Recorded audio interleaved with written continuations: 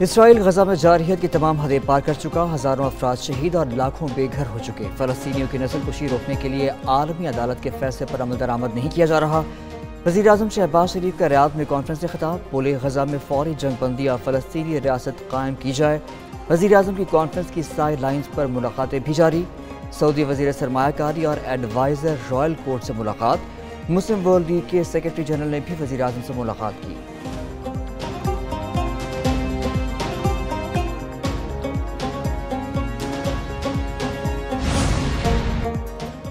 سعودی عرب میں عرب لیگ اور OIC کے رکن ملکوں کی سربراہ کانفرنس۔ سعودی ولی عہد محمد بن سلمان کا شرکاء سے خطاب، کہتے ہیں کہ غزہ میں اسرائیلی جارحیت فوری روکی جائے۔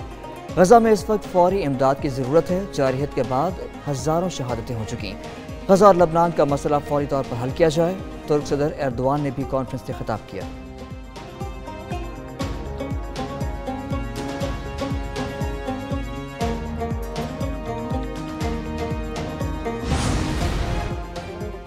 وزیر اعظم شہباز شریف 3 روزہ سرکاری دورے پر باکو آذربائیجان پہنچ گئے۔ وزیر اعظم باکو میں COP29 کی 2 روزہ کانفرنس میں پاکستان کی نمائندگی کریں گے۔ وزیر اعظم world leaders climate action summit سے خطاب کریں گے۔ وزیر اعظم کئی تقریبات میں شرکت کریں گے اور عالمی رہنماؤں سے 2 طرفہ ملاقاتیں بھی کریں گے۔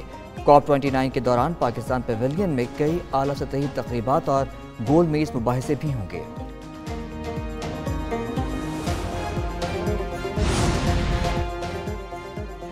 آسٹریلین آرمی کے سربراہ لیفٹیننٹ جنرل سائمن سٹیورٹ کا GHQ کا دورہ۔ آسٹریلین آرمی چیف کی پاک فوج کے سربراہ جنرل عاصم منیر سے ملاقات۔ ISPR کے مطابق پاک آسٹریلیا عسکری قیادت کا باہمی دلچسپی کے امور پر تبادلہ خیال، علاقائی اور عالمی سیکیورٹی صورتحال پر بھی بات چیت کی گئی۔ جنرل عاصم منیر نے کہا کہ پاک آسٹریلیا مضبوط 2 طرفہ تعلقات امن اور استحکام کے مشترکہ اہداف کے حصول میں مددگار ثابت ہوگا۔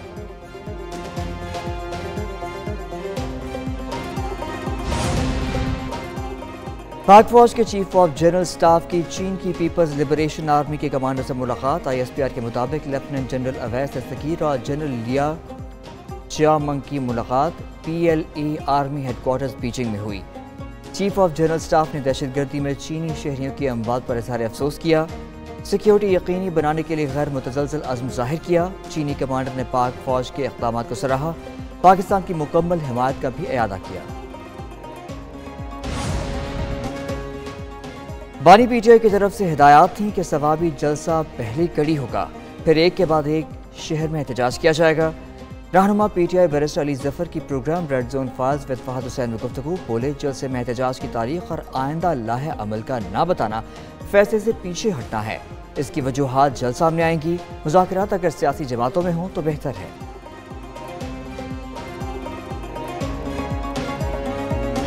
اسماگ کے تدارک کے لیے گرین لاک ڈاؤن، مختلف شہروں میں مارکیٹوں کی رات 8 بجے بندش۔ لاہور، فیصل آباد، ملتان، گجرانوالہ میں 17 نومبر تک آؤٹ ڈور سرگرمیوں پر پابندی۔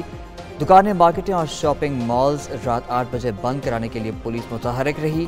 فیصل آباد میں پابندی پر جزوی عمل درآمد۔ گجرانوالہ میں خلاف ورزی کرنے والوں کے خلاف کریک ڈاؤن۔ اسماگ کے باعث موٹر وے کے مختلف سیکشن بھی بند۔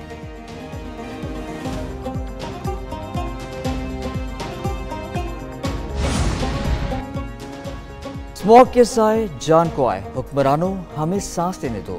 آلودہ ترین شہروں کی عالمی رینکنگ میں لاہور بدستور سر فہرست۔ مقامی طور پر ملتان آلودہ ترین شہروں میں پہلے نمبر پر آ گیا۔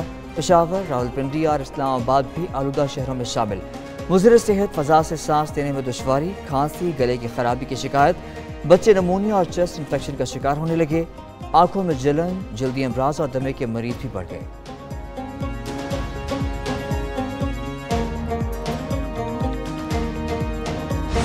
2 سال سے اسماگ کے متعلق احکامات دے رہے ہیں، کیا محکمہ ٹرانسپورٹ سویا ہوا تھا؟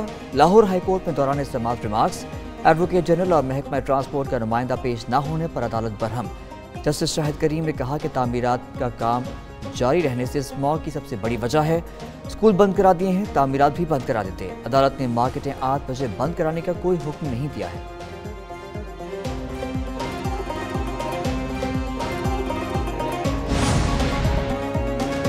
پنجاب حکومت کا اسماگ کنٹرول میں ناکامی کے عدالتی ریمارکس پر اظہار افسوس۔ سینئر صوبائی وزیر مریم اورنگزیب نے کہا کہ ایڈوکیٹ جنرل کی عدم موجودگی کا مطلب اسماگ کنٹرول میں ناکامی نہیں ہے۔ 8 माह से तमाम हुकूमती इदारे इस मौके के खात्मे के लिए काम कर रहे हैं। एडवोकेट जनरल और सेक्रेटरी ट्रांसपोर्ट अदालत पेश होकर इक़दामात से आगाह करेंगे।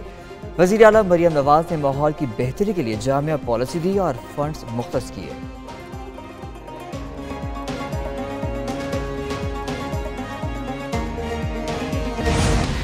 भारत का आईसीसी चैंपियंस ट्रॉफी से फरार, पाकिस्तान का कोई और मॉडल मानने से इनकार। भारतीय टीम के न आने पर किसी और टीम को मदऊ करने की भी तशवीश। ताल्लुकात बेहतर होने तक कोई मैच न खेलने का ऑप्शन भी शामिल।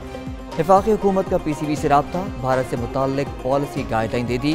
भारत के न आने पर पीसीबी को भारत से न खेलने की तलकीन। हुकूमती ज़राए के मुताबिक पीसीबी आईसीसी को खत लिखकर इनकार की ठोस वजूहात पूछेगा। मुनाफा सिर्फ भारत नहीं बल्कि पाकिस्तान की मौजूदगी से है।